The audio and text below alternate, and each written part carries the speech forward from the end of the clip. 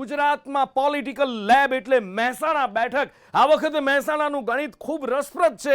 શારદાબેન પટેલનું પત્તું કપાય એવી શક્યતા છે. ઘણા બધા નામ ચર્ચામાં છે. રજની પટેલ હોય, નીતિન પટેલ હોય, ઘણા બધા. પાયલ જોડાયા છે. પાયલ પાસેથી જાણીએ કે આખરે પાયલ કોના નામ ઉપર સૌથી વધારે ચર્ચા થઈ રહી છે, કોનું નામ સૌથી વધારે ચર્ચામાં છે અને કોના નામ પર મહોર વાગી શકે છે.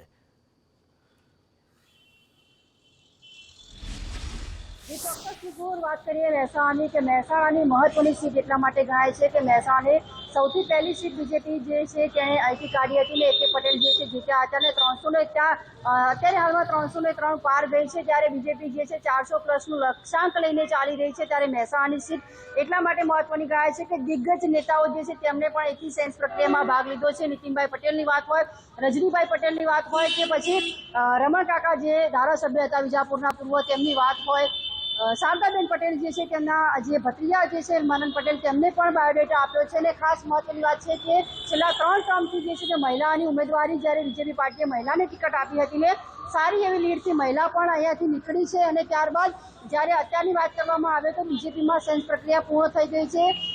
લોકો જે છે તે મોટા મોટા નેતાઓ તેમને પણ પોતાની સેન્સ પ્રક્રિયામાં ભાગ લીધો છે. પરંતુ મહત્વની બાબત એ છે કે આ વખતે જ્યારે વડાપ્રધાન જે છે તે યુવાનોને લઈને ક્યાંક ને ક્યાંક ચાલી રહ્યા છે કે યુવાનો જે છે તે પાર્ટીમાં વધુ મજબૂત બને અને આગળ આવે તેને લઈને ક્યાંક ને ક્યાંક યુવા ચહેરાને ઝંખી રહી છે.